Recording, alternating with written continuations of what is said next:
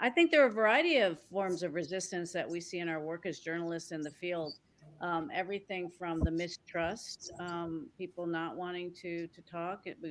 As I, we meet people often on the very worst day of their lives, and so they have to think about whether this is the right thing to do to share their stories, and often they do think it is important. So we're entrusted with those stories and privileged to tell them. I think there's a resistance we're seeing growing resistance in globally to the truth, inconvenient truths or truths that are complex, and so that makes it tough to tell these stories. But we really have to, especially when you're talking about stories that go beyond a border, and we're talking about issues, difficult issues like migration or violence. The other issue, there's this misinformation that we have to fight against, and that's what we have to fight for the truth and fight against this constant misinformation, this drumbeat, and the mistrust of what stories we are reporting and what it means to be a journalist these days. And finally, I'd say, we have to also really fight, this pressure to in this very quick 24-hour news cycle, social media driven. We have to fight for those in-depth, on the ground stories where we go and we show and we talk to the people who may not appear on Twitter or Instagram or Facebook, and talk to those individuals impacted by the policies that we're trying to highlight. So we're not just talking about the processes in Washington or Mexico City or some other capital of the world, but we're also looking at the impact on the actual people. So those would be the three areas that I would see as really where we have a resistance and we have to fight back against. Carla? Oh, let me start with this story about myself. At the beginning of 2018, I was living in Mexico City in an amazing neighborhood called Coyoacan. And I was writing my first book on immigration and crimes in Mexico against Undocumented. undocumented immigrants. And one day, someone on the street tried to rob me and put his gun on my head twice. And I had no money, only my cell phone, without a password, only with my files, with my photos and my videos, useful for my book. Then I realized that I had too much to lose that day. And I told him, I don't have nothing for you. And he said, give me everything. And I said again, I don't have nothing for you. And then many things happened that day. And he ran away. I don't know why, but um, didn't steal anything from me. The next day, I ran away to Germany. And I made this decision because I was scared, and I decided to share time with my boyfriend in that time. Now is my ex-boyfriend, and he's from Germany. He's a German guy, and a large part of my book was written there in Germany. And one day we were sharing with his family, and he told them that he was really proud of me because I am so brave, because I was researching or writing about this, how the cartels were kidnapping immigrants here in Mexico, in the south, massive kidnappings. And one of them, with this annoyed face, asked me, do you love your family? And I said, yes, I do, for sure. I love my family. So why you are working on this? Aren't you afraid that they can or maybe will kill you or your family as well? I think you are so selfish. Wow. And I keep silent, because it was like a crazy day for me.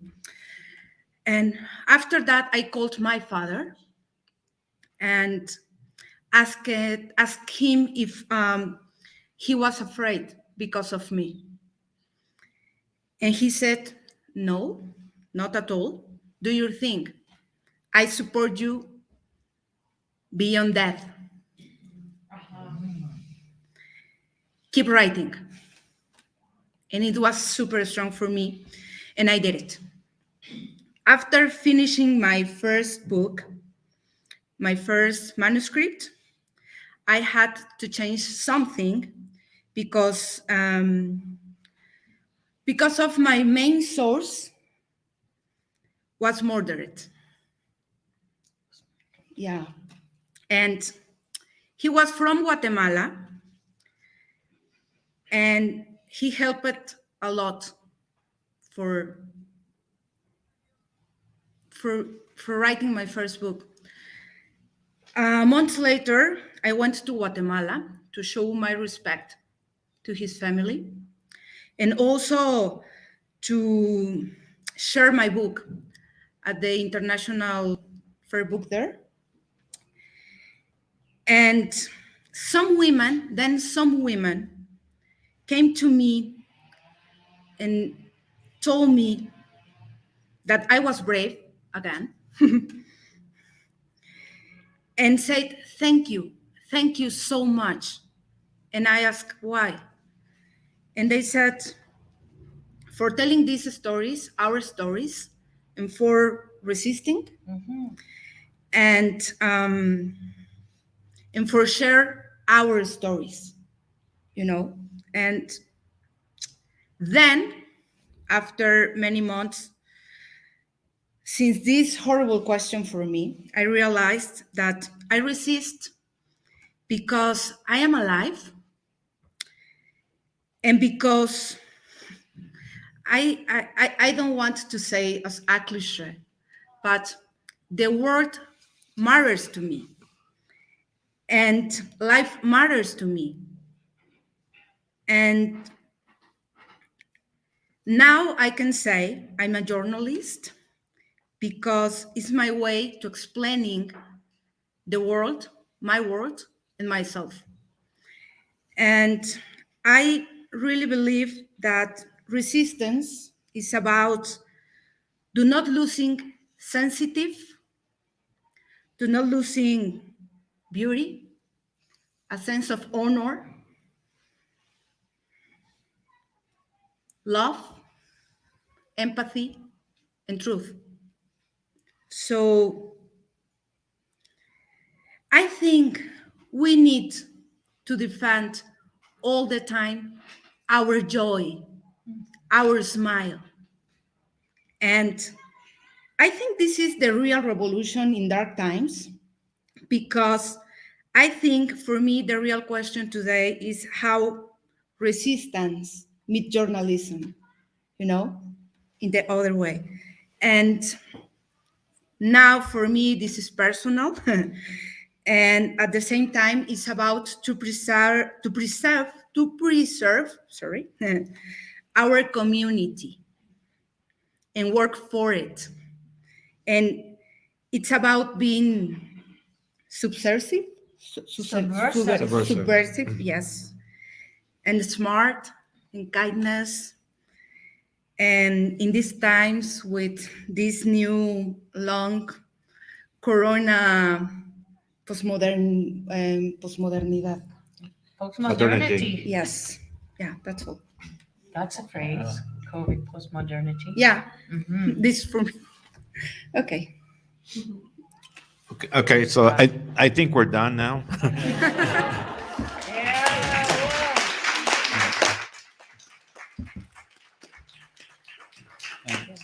Green fries now. What's that? And I think, I mean, I thank Karla for just cutting through the chase. And really, the reason why we're here is the threats that our colleagues in Mexico face and what's happening with journalism throughout Mexico. I mean, Mexico is one of the most dangerous places to practice journalism. Um, I'll tell you a little story that to sort of compare the differences.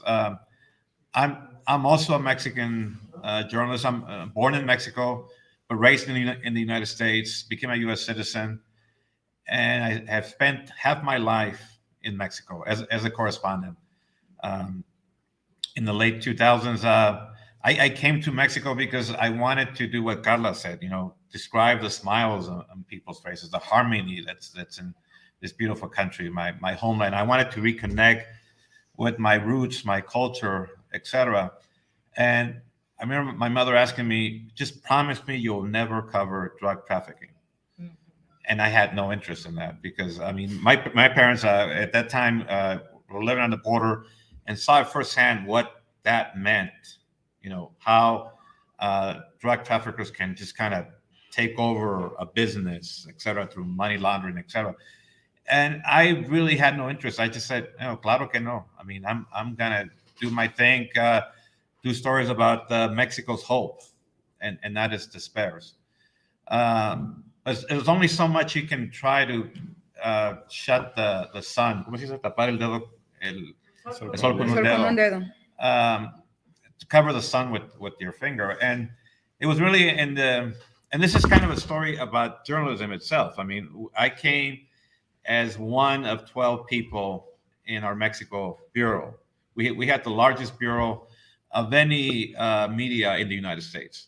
Angela was the TV correspondent, the TV bureau chief, television. Over the years, that biggest bureau became one person. And now it's me. I cover Mexico. I cover the U.S.-Mexico border. I cover Latin America. So that kind of tells you a little bit. So all of a sudden, I had no choice but to cover drug trafficking. And in late 2000, I recount this in my book, Midnight in Mexico. I remember getting a call from a very good source, a U.S. source. I can now say an FBI investigative agent who calls me up and says, you know, where are you? Where are you right now? And I said, and I'm not trying to push back against Coyoacan, but I'm in the most beautiful colonia in Mexico City, La Condesa. And I said, I'm in La Condesa, my apartment. We're getting ready to go to dinner. And he says, there's a threat against an American journalist. It's going to happen within the next 24 hours. And I think it's you. And because I had done stories about drug traffickers, but also about how they work, you know, how the mechanics, how the corruption works between government and traffickers, which in many ways it's the same thing. You're covering the government, you're covering drug traffickers. The corruption just goes back and forth. And they said, there was a story I had done that also appeared in Proceso, and so they actually read. I mean, for the longest time, I'd written stories, but no one really cared until they read it in Spanish in Proceso. It becomes a different thing. But at that moment, I remember thinking, you know, they're going to kill an American journalist. And you think about yourself, you think about mortality, you think about your family. I have family in Mexico, have family on the border. I was thinking of Angela. If you haven't figured it out, Angela and I are a couple. Thinking about everybody's safety. But at the same time, I felt this enormous sense of protection because I'm a U.S. citizen. And suddenly, a day later, the U.S. Embassy puts out a press release. You know, thou shalt not cause harm to an American citizen, retaliation, blah blah blah. And it was incredibly comforting, but it was also incredibly embarrassing. The kind of protection we get compared to what our colleagues in Mexico face. This is late 2000s, and I think the situation today. By the way, I went back to the United States after the earthquake, um, 2017, right? Yes. 2017, and then obviously COVID just kind of prolonged that. But I remember thinking, I'm going to go to the United States. Things are going to be great. You know, I don't have to worry about death threats, etc. Obviously, you face the whole the press as the enemy situation. So I feel like as journalists, we're under attack, both sides. And every day, I mean, it's a resistance. It's like a battle. And you wake up in the morning, you take this out, and you take your pen, and it's off to battle. But what I want to make sure stress is that what you guys have done, you know, under the volcano. I mean, try to build communities because that's really what we need as writers, as journalists. I'm not a poet. I love your poem, Elisa. Elisa. But I mean, it's important to try to create this bond, this community, to try to support one another, especially support our colleagues here. So again, thank you for just cutting to the chase. I guess I don't have any stories that are anywhere as interesting, but I guess my career feels like I've seen the resistance to reporting and I've just kind of folded into other genres. But on the question of the differences between the dangers faced by someone who's not from here versus the dangers faced by someone who is, I sort of got into writing articles as a kind of an adventure, you know. I was writing book reviews for a small magazine in Ireland, and this book was making ripples in its pre-publication called Midnight in Mexico by a guy called Alfredo Corchado. And I just I sent an email to Alfredo and I was like, we'd like to interview you and do a review of your book for a small Irish magazine. And he was like, no, don't do that. Come to the canteen and meet the gang, basically, you know. And so I was teaching English like every other fucking person who looks like this in Mexico. And I walked in the bar and like, I see people from the LA Times, the New York Times, the Financial Times. That's just a newspaper, the Times in the name. They were all there, you know. And I was like, oh, these people look like they're having the best time discovering this country that I had been in for about 3 weeks at that stage. And I was like, yeah, this is the best way to get under the skin of the country, you know. And for a long time, I had a really, really exciting time, basically writing kind of like 1,100 word semi-deep sort of dispatch pieces, I kind of used to call them. I don't know if I still do call them that. About the places I was interested in seeing, and I'd pitch a story and I'd sell it and I'd write it. But there was one that I wanted to do in the Sierra Tarahumara in Chihuahua, and it was going to take a bit longer. It was going to be like a week or something like that. And I went with my friend Lalo, who's a really good photographer from Mexico City. I think he's from Coyoacán, actually. So we've got the, you know, Coyoacán 2, Condesa 1, Roma 0, you know. But so we're up in an area that's kind of like Miroslava Breach used to work there, you know, until she was murdered, you know. So we were stepping into this territory quite naively in my case. And this intersection between, you know, like you think you're writing about young Raramuri athletes who are just trying to win ultramarathons and get athletic scholarships to study in the university in Chihuahua City or whatever, you know. You think you're writing a human interest story. Then you actually go there and you realize that you can't write about anything without writing about organized crime. Because this is an area of contested illegal logging. And so me and Lalo go up there, we think we're sports reporters, you know? And just traveling around in the ordinary buses from community to community, interviewing people from these backgrounds who are runners. And the best one was a 15-year-old girl who'd come third in an ultramarathon against adult runners, running not quite barefoot, but basically in sort of like the huaraches of the area, you know.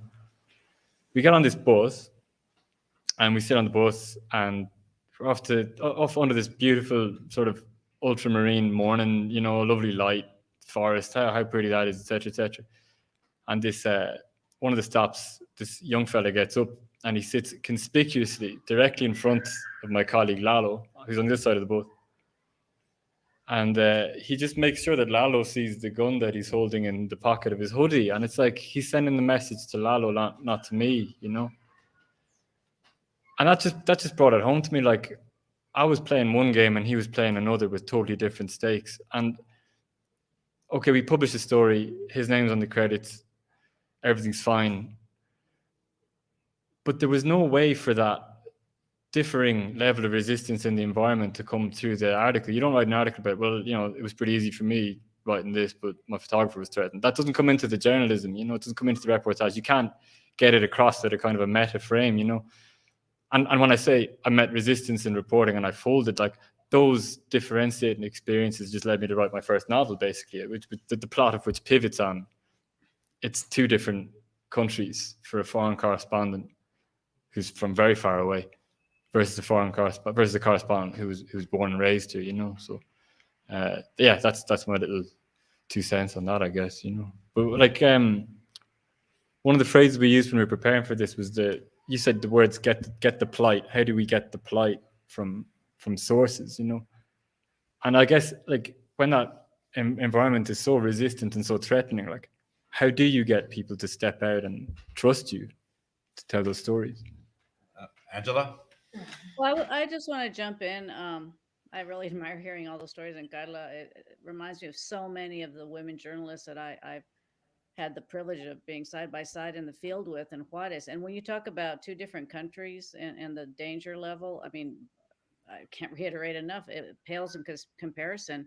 And so I can crisscross, literally cross and go into Juarez and report. And I reported all that horrible violence. And often the journalists next to me were the women journalists who were out there. And we covered it. And that also changed the way it was covered. I was covering it for U.S. media, but was there every day, day in and day out. And they were, covering it locally too. And we were doing the typical, parachute in and somebody says which cartel's in charge. The Juarez cartel's fighting this one, that, with the Sinaloa. It's a horrible bloodbath, which it is. We were looking at what was it doing to local communities. How was it decimating entire neighborhoods where young men who were used as cannon fodder and hitmen were just wiped out. I mean, like a generation of them in some parts of Juarez. And so that impact on the families was an important way to tell that story, because no matter who's in charge or which side, which cartel they're being hired by or recruited by, the local communities pay the price. And I remember talking to, we had a revolving door of DEA chiefs in charge, and oh, we're gonna, the Juarez cartel, we're going to find a way to defeat this. I said, well, how, what do you, it's called the Juarez cartel, where do you think people are going to go? They live here. There's generations involved in every facet, from moving money to weapons, and on both sides of the border. So I mean, really a need to understand the complexities and the dangers faced by journalists in the field, primarily women doing this very brave work, at least here along the border. And finally, I'll say, Juarez went through some better times. I'm going to be going back there in the next day or two. It literally is on fire. There are fires being set, buses being lit on fire, a gas station, a small police station. And the threat day to day is, yes, people talk about, oh, is the cartel going to go after you? I was always more worried, and I tell a fellow of a 14-year-old with a gun in his hand who made a mistake, and maybe you were in his neighborhood and you didn't like that, or a corrupt police officer who decided in this tiny rinky-dink town that you weren't supposed to be there without permission. So the dangers are, yes, the big picture, but also the day in and day out that our colleagues face. And I always had the luxury of going up back across the border and home to Texas, to the El Paso side. So can't say enough about the work that's being done by Carla and others. And I also love Coyoacan because I live there too. So put me on that list. How do you protect your sources? Well, that's the other thing. People spend too much time, a lot of time, especially foreign journalists, talking about the dangers to the journalists. The danger to the people we interview is much more um, serious because we get to go home. We get to leave whoever we are and write the story. They live in these communities, so it depends. I mean, sometimes you find a way to interview people away from where they are. You find a way. Sometimes I know fellows use this technique. If somebody can cross to the U.S. side, um, if it's someone who's a migrant, maybe a person who's migrating through, you don't use the full name. You obviously are very transparent about whatever you're doing, but and obviously they know the risks and want to be very clear that yes, the story's airing on the U.S. side, but these days it's really running everywhere. So they have to understand that someone in their hometown, wherever they are migrating from, or even locally on the border, could see the story. So I think you just be very very honest and upfront.